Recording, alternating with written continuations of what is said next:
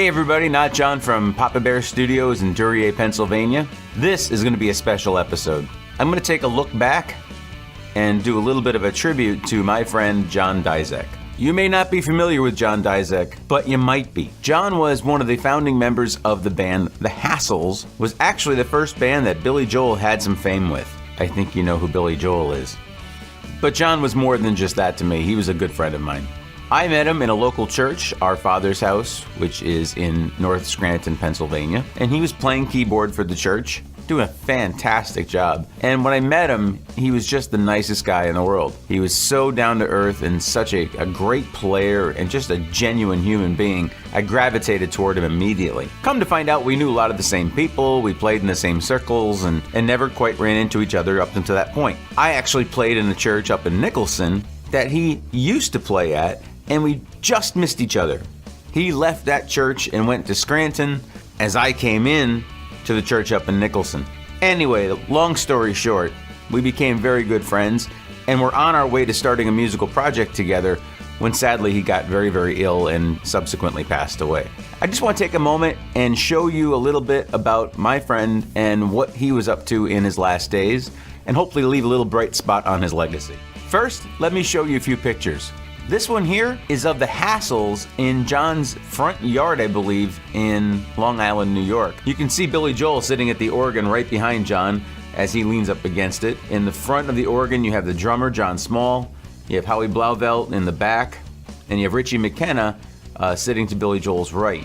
This next picture is an earlier one of John with really, really long hair, sitting, I believe, at a piano, before his conversion and his giving his life to Christ. Which brings me to this clip, Billy Joel talking about John Dizek.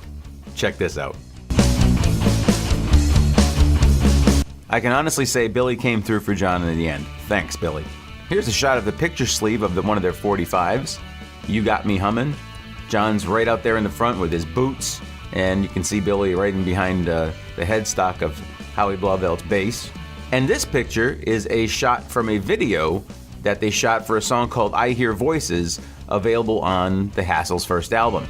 This is the Hassles' first album. As you can see, I had John personalize it for me, and I'm really glad I did. A couple of their 45s, including I Hear Voices, which is the video that picture came from. You can find that on YouTube. I didn't want to run into any copyright problems, though. So enough about John and the Hassles days, because I didn't know him then. Obviously, I wasn't even around. But I want to talk a little bit about the musician that John was. He was great. He could play and he can sing. He was so modest, too. Right now, I'm going to play an audio clip of a band that John and I were putting together. It consisted of myself on guitar and vocals, Bob Arvonio on bass guitar and vocals, obviously John Dizek, keyboards and vocals, and a man named Ralph Cure on drums. Great drummer. This brings back memories. If I put on headphones and listen to this, I swear John's in the room. So join me. Don't need your money, honey, don't need your car. And we could put harmony right through that. I thought you were going to sing this. I'd love you to. I don't know if I can. I thought you know this song. I just... You're a song, baby. It's my... Come on, You can Johnny. tell everybody. Yeah. Good song. I don't know if I can do it. Yes, you can. You can do it, brother. Oh, come on. You can do it. Absolutely. You are in the presence You're a of your pro. brothers. You're a professional. Okay, you got that? It's C. Yeah. See that? See how that makes it a little more difficult to sing it? Yeah, I know. No, yeah, give me the melody, because then I find it difficult to jump from the melody to harmony then back again. Hey, give it up for your love somehow. My heart is aching for you. I can't stand. I need your love, baby. My soul demands. I'm giving it up for your love. Everything. Give it up for your love right now. For your love, everything. Man, that brings back memories. John was well loved in the community too, especially the music community. He played with a guy named Al in a duo, the Al and John duo. They were great. I want to share this little clip with you too.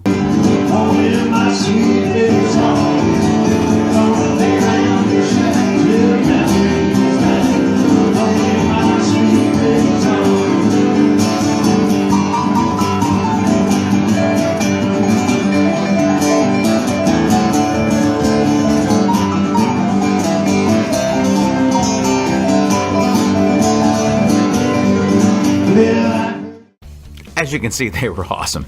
And Al still plays, so go check him out if you're local. John was so generous with his time, too.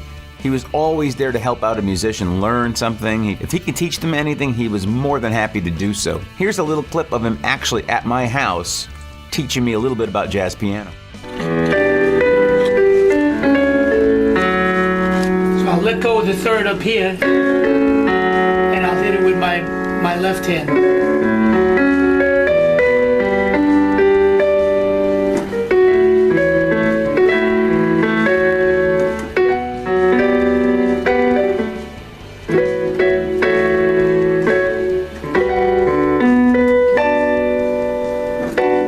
So basically, you're always playing a four note chord, you know, or adding a 9 in there, making a 5-note.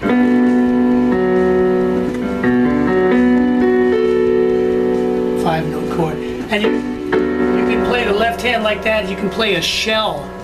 They call a shell voicing, where you play the 1 and the 7.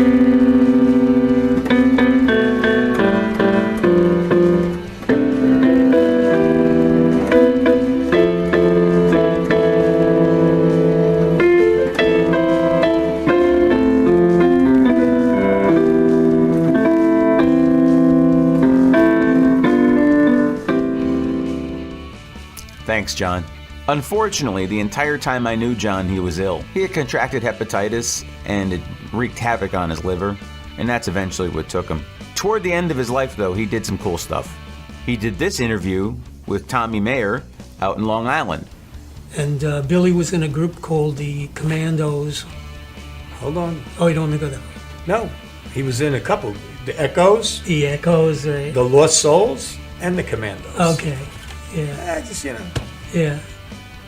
So how did you get, you know, is that how you got in contact with him, through those bands? He played, he opened for us one night at my house. Oh. You know, and we saw him. I mean, he had a lot of talent, you know. He was playing like a small farfisa, and he was out in front with the sneakers on and the baseball cap, you know, turned sideways, and, you know, just a goofy guy, you know. But he could sing and he could play. Yeah. Well, You know, and Howie was in the group, Howie Blawville, and he was a great bass player. yeah. But we wanted Billy, and we wanted to put him on the Hammond organ. But Billy said, well, I'm not coming in the group unless I could take Howie with me. So we took both of them, and we became a 5-man group. The link to the entire video is in the description. You should really check it out. There's some really cool stuff on there. Not too long after that video was shot, John was really, really sick. And myself and some friends from church, we decided to put together a benefit for him. It was so well attended. So many people showed up, and the musicians that we had there were tremendous. We had Frank Jekyll from the 1910 Fruit Gum Company show up. We had a local band called the Fab 3 show up. We had local talent Johnny D and his girlfriend Tiffany. And the centerpiece of it all, we had Wade Preston. I don't know if you know who Wade Preston is. Such a sweetheart of a guy and an unbelievable piano player. Here's just a little taste.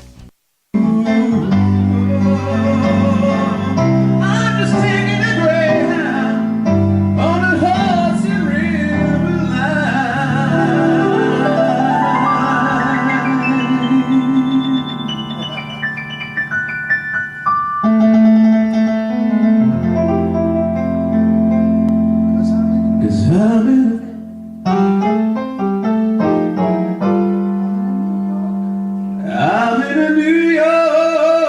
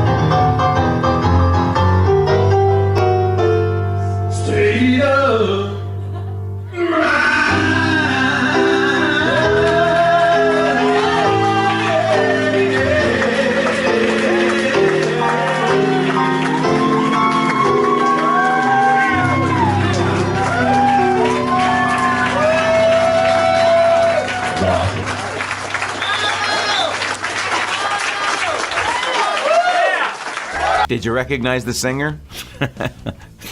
I was honored to be able to have that opportunity. Wade was actually involved in the Broadway show Movin' Out, which was about Billy Joel and had all his music in it.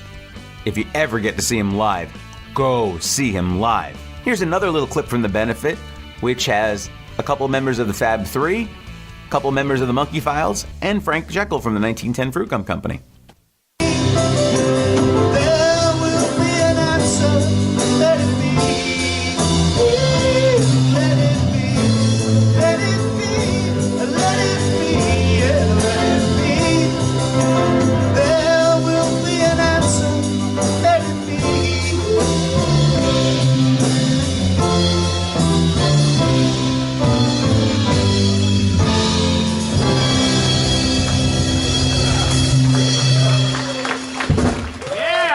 Anyway, I hope this gives you an idea of how much I miss John and introduces you to a guy that you may have not heard of, but you should check him out. Till next time, I'll see you from Papa Bear Studios.